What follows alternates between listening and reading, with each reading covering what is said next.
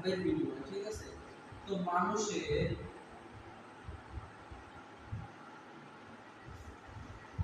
মনের ভাব বেশি, ঠিক আছে।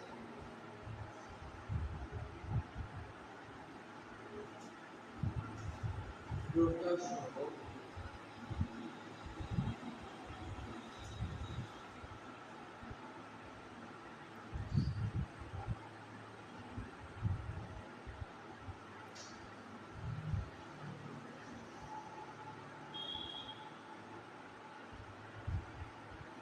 বাক্যের সমষ্টি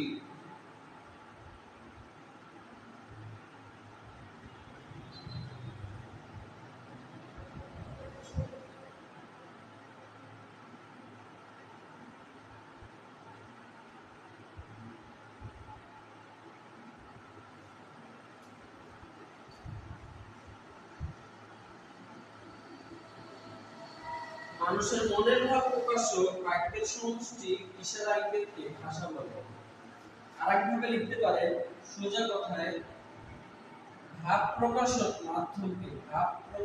মাধ্যমকে ভাষা বলে। এটা বললেও আপনি বুঝবেন, ভাব প্রকাশের মাধ্যমকে ভাষা বলে।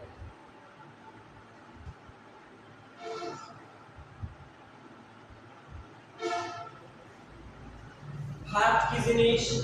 ভাব বা অন্য কোনো ভাবে বুঝাইতে গেলে যে আপনার মনের মধ্যে কি আছে বা কি বলতে চান, আপনারা এখন কথা বলতে পারতেছেন না, মুমূর্ষ অবস্থায় আছে, খুব পানির পিপাসা লাগছে, ঠিক আছে। এখন এই পানি খাওয়ার জন্য আপনি আমাকে বলতে পারতেছেন না, ঠিক আছে, বলতে পারতেছেন না যে আমি পানি খাবো, কিন্তু আপনি ইশারায় বুঝিয়ে দিলেন যে আমি পানি খাবো, এই যে গ্লাস দিয়ে এভাবে বলে দিলেন পানি খাবো। ওকে, তখন আমি বুঝলাম যে আপনি পানি খাবেন। এবার বাচ্চাদের সাথে আমাদের ম্যাক্সিমাম সবাই ইশারায় কিন্তু কথা বলতে পারে। তো মূল কথা হচ্ছে যে যখন ইশারা দেই, কথা বলি, মূল কথা হচ্ছে আমরা মুখের ভিতরে, মনের ভিতরে যা আছে ওটা প্রকাশ করার যে মাধ্যমটা, ওটাকে ভাষা বলা হয়, ঠিক আছে। আর কিছু লাগবে না। এবার আসেন বাংলা ভাষা।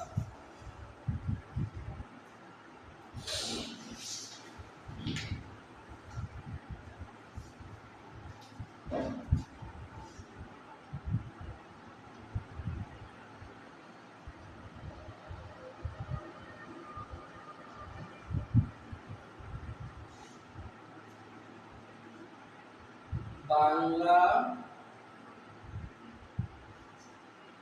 ভাষাভাষী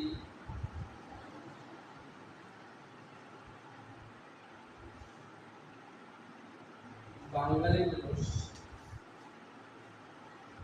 আচ্ছা, বাংলা ভাষার আগে আমরা একটু বাংলাদেশের ইতিহাস সম্পর্কে জানি, ঠিক আছে। বাঙালি জাতির নাম হচ্ছে শঙ্কর জাতি, মনে রাখবেন। বাঙালি জাতির নাম হচ্ছে কি? শঙ্কর জাতি। মানে হচ্ছে বহু জাতির মিশ্রণ, বহু জাতির মিশ্রণ। আচ্ছা, বহু জাতির মিশ্রণ এর মানে হচ্ছে ধরেন এই বাংলাদেশ,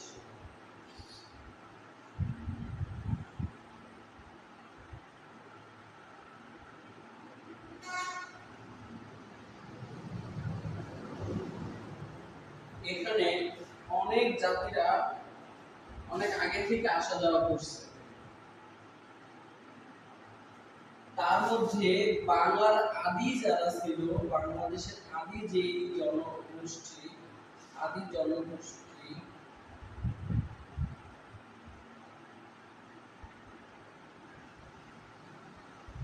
তাদেরকে বলা হতো অস্ট্রিয়া।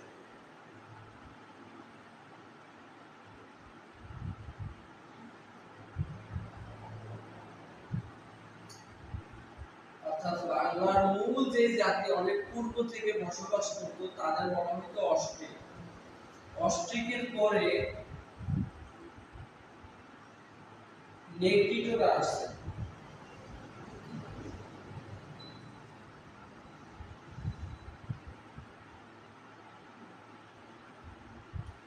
তারপর আসছে ব্রহ্মচিনিয়া,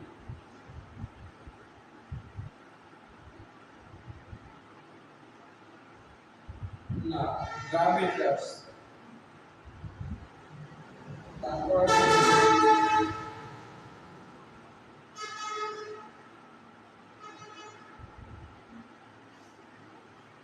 দেখেন সংকর জাতি মানে হচ্ছে বহু জাতির মিশ্রণ, বহু জাতির মিশ্রণের মাধ্যমে যে জাতি গড়ে উঠেছে ওকে সংকর জাতি বলা হয়। বাঙালি জাতি হচ্ছে সংকর জাতি এবং বাংলা ভাষাটা মূলত এই কয়েকটা ভাষার মিশ্রণে তৈরি হয়েছে। এর মধ্যে প্রধান দুইটা হচ্ছে আর্য পূর্ব এবং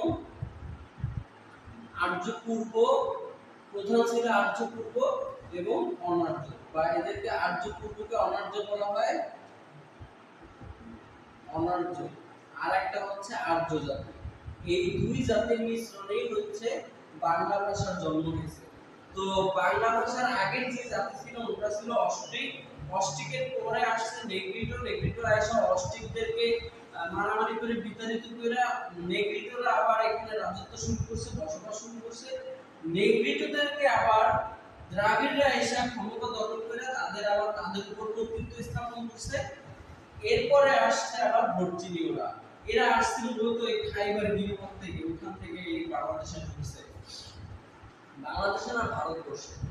তো প্রধান আমরা দুইটা ভাগে যদি ভাগ করি, একটা হচ্ছে আর্য পূর্ব, আমরা দেখলাম অস্ট্রিক, নেগ্রিটো, দ্রাবিড়, ভর্জিনীয়, এরা হচ্ছে আর্য পূর্ব অনার্য জাতি ছিল। এরপরে হচ্ছে ভারতবর্ষে ভারতবর্ষে আফগানিস্তান থেকে, কোথা থেকে, আফগানিস্তান থেকে, আফগানিস্তান আফগানিস্তানের ওই পথ ধরে, ঠিক আছে, ইউরোপের ওদিক থেকে আফগানিস্তানের পথ ধরে, ঠিক আছে, কারা আসছে, আর্য জাতিরা আসছে। কত খ্রিস্টাব্দে? 1500 খ্রিস্টাব্দে, 1500 খ্রিস্টপূর্ব, 1500 খ্রিস্টপূর্ব সালে এই আর্য জাতিগণ বাংলায় প্রবেশ করা শুরু করছে। এই আর্য ভাষায় আসলে পরবর্তীতে বাংলা ভাষার প্রধান একটা অংশ জুড়ে আছে, ঠিক আছে। এখন আসে যে আমরা যে বিষয়টা দেখলাম, আর্য পূর্ব এবং আর্য জাতি এরা যে বাংলায় আসছে, বাংলা ভাষার তার একটা রূপান্তর হয়েছে, ঠিক আছে। এই রূপান্তরটা আমরা পরে শিখবো, এখন আমরা একটু দেখে নেই, তাহলে আমরা বুঝলাম।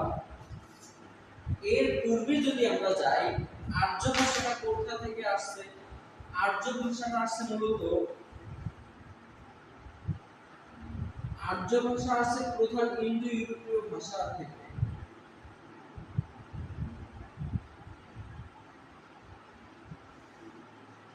পৃথিবীর সমস্ত ভাষা যদি কয়েকটা ভাগে, অর্থাৎ 4 থেকে 5,000 বছর আগে,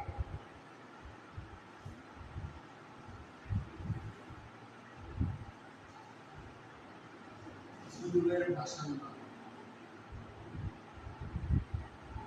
4 থেকে 5,000 বছর আগে পৃথিবীর সমস্ত মানুষের ভাষা যদি কয়েকটা ভাগে ভাগ করো, তাহলে যে ভাগগুলো তুমি করবা তার মধ্যে ইন্দো ইউরোপীয় একটা। এখন ভাষা, বর্তমানে ভাষা আছে 3,500, বর্তমানে প্রচলিত ভাষা কত? 3,500। দেখো, মূল ঘটনা হচ্ছে যে বাংলাদেশের মধ্যে চট্টগ্রাম, বরিশাল, নোয়াখালী, ঢাকা এদের উপভাষা আছে, ঠিক আছে। মূল কথা এদের ভাষার একটু একটু চেঞ্জ আছে, একটু একটু পরিবর্তন আছে। এই যে আসলে পরিবর্তন, দেখো একই দেশের মধ্যে থাকা অবস্থায় তাদের ভাষার নিজস্ব কিছু পরিবর্তন থাকে। তো বাংলা, আমরা যদি ভৌগোলিক চিন্তাটা করি, বাংলার পাশাপাশি বাংলার পাশাপাশি ইন্ডিয়া থাকবে, ইন্ডিয়া বা ভারতের পাশাপাশি আবার পাকিস্তান, চীন। দেখো এদের ভাষা আস্তে আস্তে পরিবর্তন হয়। তো বাংলার পাশাপাশি আমরা ভারতের কয়েকটা ভাষা আছে, আবার সেখান থেকে আবার চীনের কয়েকটা ভাষা আলাদা হয়ে গেছে। মূল কথা হচ্ছে মানুষ যখন যেভাবে ভাষায় কথা বলার চেষ্টা করছে, আকার ভঙ্গি দেওয়ার চেষ্টা করছে, সেখান থেকে নানা ভাষার জন্ম হয়েছে। এবং ভাষা হচ্ছে পরিবর্তনশীল, দিন দিন পরিবর্তন হয়। এখন আমরা বাংলা ভাষায় যে কথাটা বলতেছি, বিগত 500 বছর আগে এত সহজ ছিল না, একটু কঠিন ছিল বা অন্যরকম ছিল, এবং আরো পূর্বে গেলে আরো অন্যরকম ছিল। এভাবে করতে করতে যদি প্রায় 4 থেকে 5,000 বছর পূর্বে চলে যায়, তখন জায়গাটাকে একটাই ভাষা পাইছি, তার নাম ইন্দো ইউরোপীয়, ঠিক আছে। তো ইন্দো ইউরোপীয় ভাষা পরিবর্তন হতে হতে হতে হতে একটা পর্যায়ে এসে বাংলা ভাষার রূপ ধারণ করছে, ঠিক আছে। তো এটাকে যদি যদি আমরা শুধু দুইটা জিনিস মনে রাখতে হবে, একটা হচ্ছে ইন্দো ইউরোপীয় ভাষার মূল দুইটা শাখা ছিল, একটা ছিল শতম আর একটা ছিল কেশব। এই দুইটা জিনিস মনে রাখলেই হবে। বাংলা ভাষার জন্ম শতম শাখা থেকে, ঠিক আছে? শতম শাখা থেকে আস্তে আস্তে বিবর্তন হতে আর্য ভাষা হয়েছে, আর্য থেকে বাংলা ভাষা। তো এখানে প্রাকৃত গৌড়ীয় প্রাকৃত ছিল। এবং আমি আপনাদের এখন আরেকটা মজার বিষয় শিখাবো, সেটা হচ্ছে এই যে ইন্দো ইউরোপীয় ভাষার পরিবর্তনের মাধ্যমে যখন ভারতবর্ষে আর্য ভাষার প্রচলন শুরু হয়, তখন তাদের একটা বই লিখিত হয়। সেই বইয়ের নাম হচ্ছে বেদ। এবং এই বেদের ভাষাটা ছিল বৈদিক, ঠিক আছে? বৈদিক ভাষা। এই বৈদিক ভাষাটাই আসলে বলা যায় যে বাংলা ভাষার একটা প্রাচীন উৎপত্তি বলা যায়। তো বৈদিক ভাষাটা দেখো একটু বুঝে নাও ভালো করে। বৈদিক ভাষাটা একটা বেদ রচনা করা হয়েছিল বৈদিক ভাষায়। বৈদিক ভাষার পরে এইটার রূপান্তর হয়েছে। তো রূপান্তরটা কি হয়েছে, যে দেখা গেছে বেদের যে ভাষাটা, এটা দিন দিন পরিবর্তন হওয়া শুরু করছে, ঠিক আছে? এক রকমের শব্দ আর অন্য রকম করে উচ্চারণ করা হইতেছে, পরিবর্তন হইতেছে। এই পরিবর্তনের ধারা দেখে একজন ব্যক্তি, তার নাম ছিল পাণিনি।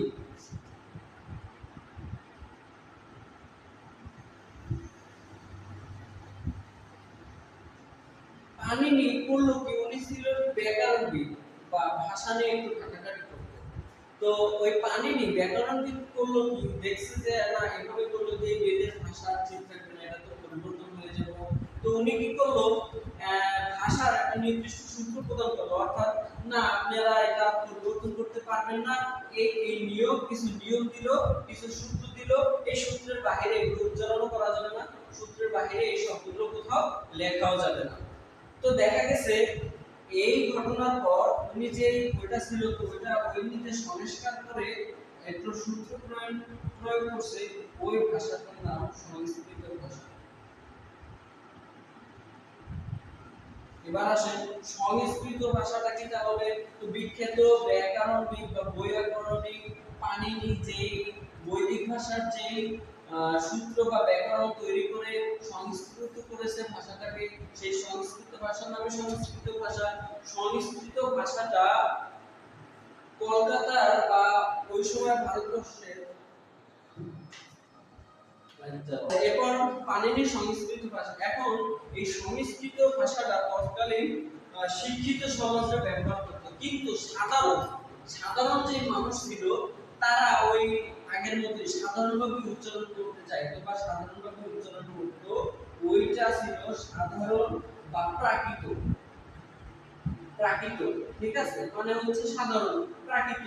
এটা কোনো পরিবর্তন না, ব্যাকরণ জানে না, আমার এত শিক্ষিত হওয়ার দরকার নেই, আমি সাধারণ ছিলাম, আমার ভাষা যেভাবে আমি পারি ওইভাবে বলবো, আমার এত রুলস মানতে ইচ্ছা করে না, আমি রুলসও মানবো না।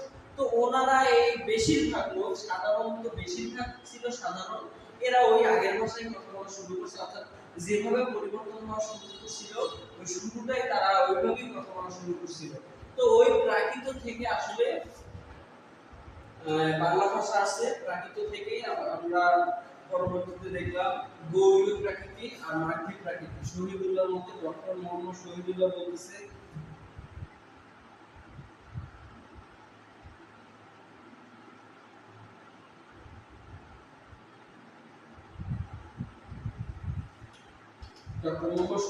মতে গৌড়ীয় প্রাকৃত,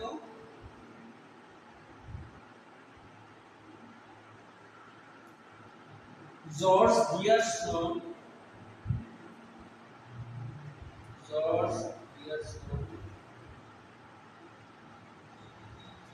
ও ডক্টর সুনীত কুমার চট্টোপাধ্যায়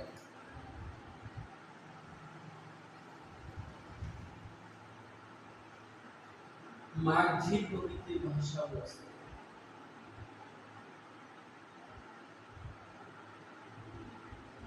ঠিক আছে, আচ্ছা, তার মানে আমরা একটু সামারি দেখে নেই যে বাংলা ভাষা পৃথিবীর সমস্ত ভাষাকে যদি ইন্দো ইউরোপীয় ভাষায় ভাগ করতে যান, সরি পৃথিবীর সমস্ত ভাষাকে যদি কয়েকটা ভাষায় ভাগ করতে যান এবং 4 থেকে 5 হাজার বছর পূর্বে চলে যান, তখন দেখবেন মাত্র কয়েকটা ভাষা ছিল।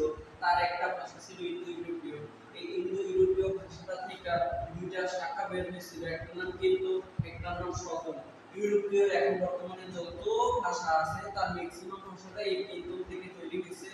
বাকি আছে শতম শাখা। আমরা একটু শতম নিয়ে বেশি লাফালাফি করি, কারণ বাংলা ভাষাটা আসলে আর্য আসলে শতম ভাষা থেকে আসছে, ঠিক আছে। তো দেখা গেছে শতম ভাষাটা এইভাবে রূপান্তর হতে হতে একটা পর্যায়ে আর্য ভাষা হয়েছে, ঠিক আছে। আর্য ভাষা হওয়ার পরে এবার আবার পরিবর্তন হতে হতে এটা দেখা গেছে একটা পর্যায়ে বাংলায় রূপ নিয়েছে। তার আগে একটা প্রমাণ্য দলিল হিসেবে একটা প্রমাণ্য দলিল পাওয়া যায়। দলিলটা হচ্ছে বেদ ছিল হিন্দুদের একটা গ্রন্থের নাম। ওই গ্রন্থের ভাষাটা ছিল বৈদিক ভাষা, এবং এই বৈদিক ভাষাটা মানুষ তখন বিভিন্ন ভাবে আকার ভঙ্গি চেঞ্জ করে ভাষাটা সহজ করে উচ্চারণ করার চেষ্টা করার কারণে পরিবর্তন হতে থাকে। এই পরিবর্তন হতে দেখে বিখ্যাত বৈয়াকরণের পাণিনি সে আবার কি করছে, না এত পরিবর্তন হওয়ার দরকার নেই, আমি একটা রুলস লিখে দিই বা একটা সংস্কৃত বা একটা বিধান লিখে দিই, এই বিধান অনুযায়ী এর বানান, এর উচ্চারণ সব এভাবে থাকবে। এই জন্য উনি যে ব্যাকরণটা লিখে যে ভাষাটা করছে তার নাম সংস্কৃত ভাষা। এরপর এই সংস্কৃত ভাষায় আর বেশি মানুষ কথা বলে নাই, বলছে সাধারণ মানুষরাই বেশি বুঝছে, অর্থাৎ ওই সাধারণ যে জনগণ ওনারা যে বেশি ব্যবহার করতো ওটাকে পরবর্তীতে প্রাকৃত বলা হয়েছে। ওই প্রাকৃত ভাষাটাই আসলে পরিবর্তন হতে হতে বাংলা ভাষা জন্মেছে। প্রাকৃত দুইটা ভাষা ছিল, একটা ছিল অসমীয়া আর একটা হচ্ছে অসমীয়া আর গৌড়ি, না অসমীয়া, যাই হোক এখন এই প্রাকৃত ভাষা থেকে বাংলা ভাষা জন্ম নিয়েছে, ঠিক আছে। আজকে এই পর্যন্তই। আগামী ক্লাসে দেখা হবে, লেগে থাকো।